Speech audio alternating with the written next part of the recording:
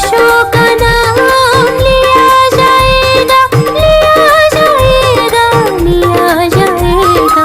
इस दुनिया के महान हस्ती में,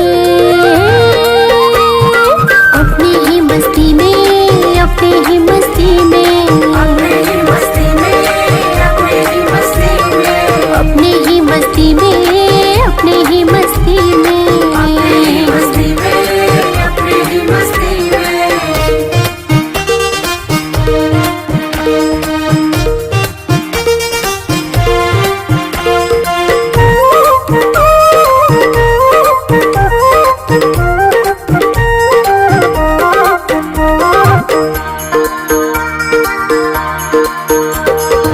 इधर उधर मन भटकता है, भटकता है, भटकता है।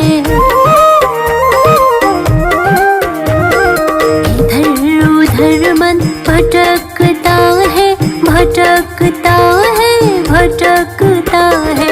इधर उधर मन भटकता है, भटकता है, भटकता है। उसे लगाओ श्वास की गस्ती में, अपनी ही मस्ती में, अपनी ही मस्ती में, अपनी ही मस्ती में, अपनी ही मस्ती में, अपनी ही मस्ती में, अपनी ही मस्ती में, अपनी ही मस्ती में, अपनी ही मस्ती में।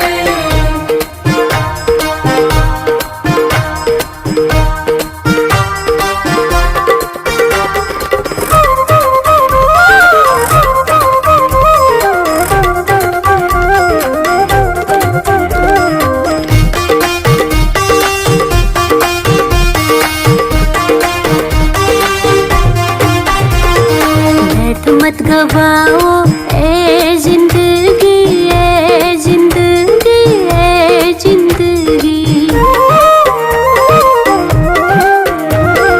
बैठ मत गवाओ ए जिंदगी, ए जिंदगी, ए जिंदगी। बैठ मत गवाओ ए जिंदगी, ए जिंदगी, ए जिंदगी।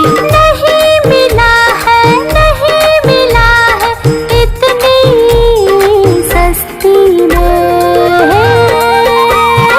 अपनी ही मस्ती में, अपनी ही मस्ती में, अपनी ही मस्ती में, अपनी ही मस्ती में, अपनी ही मस्ती में, अपनी ही मस्ती में, अपनी ही मस्ती में, अपनी ही मस्ती में।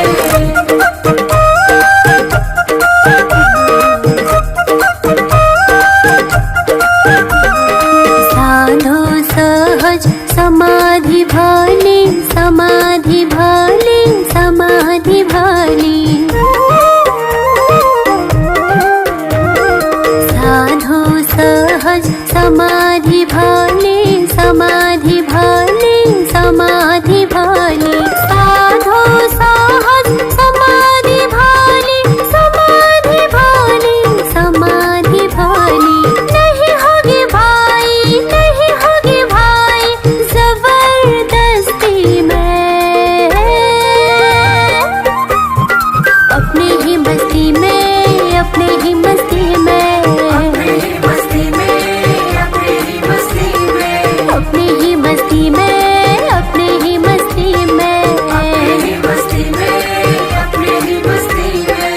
आओ तुम भी ओशो के बस्ती में, आओ तुम भी ओशो के बस्ती में, आओ तुम भी ओशो के बस्ती में, आओ तुम भी ओशो के बस्ती में।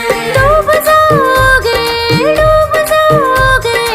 अपने ही मस्ती में, अपने ही मस्ती में, अपने ही मस्ती में, अपने ही मस्ती में, अपने ही मस्ती में। ओशो के बस्ती में, ओशो के बस्ती में, ओशो के बस्ती में, ओशो के बस्ती में। अपने ही मस्ती में, अपने ही मस्ती में, अपने ही मस्ती में, अपने ही मस्ती में। ओशो के बस्ती में,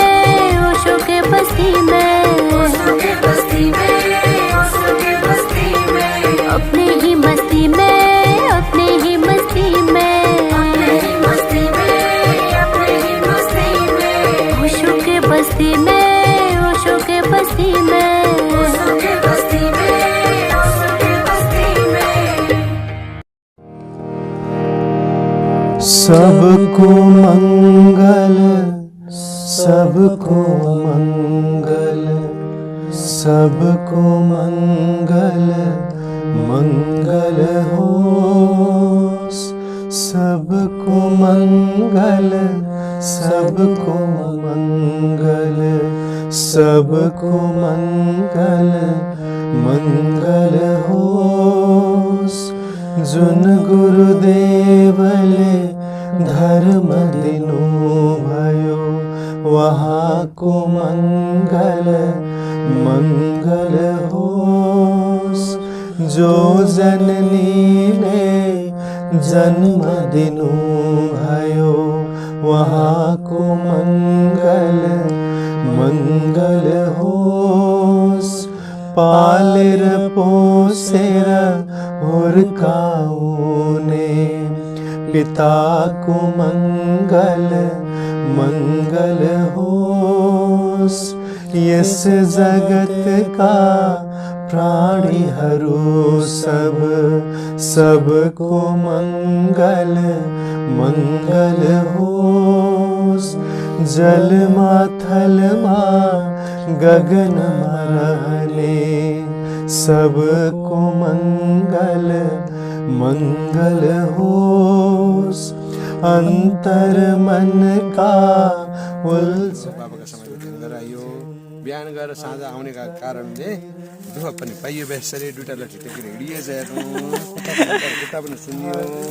अब फेरि कहिले आउने स्वामीजी? तर बिहान गएर साँझ आउने गरेर त म त इन्द्रको बाबु चन्द्रहरू छैन। तर बिहान गएर एक दिन बसेर आउने भएपछि फेरि साथीहरूसँग आउने चाहना मिल्यो भने परमात्माले बोलाउनु भयो भने, बाबाले बोलाउनु भयो भने आउने पनि सकिन्छ। ए हामी नेक्स्ट विक पनि आउँदैछौँ नि स्वामीजी। हजुर नआइकन त कहाँ हुन्छ त हाम्रो? एकदम। तर माथि बाबाका टोटके बाबाका बस्ने गरेर बाबालाई अनुरोध गरेर अनि बस्ने गरेर आउने भएपछि मजाले आउने नि। ए ल ठिक छ। स्वस्थ शान्त निर्मल होस्। राग द्वेष र मोह मिटेर शील समाधि प्राप्त हो।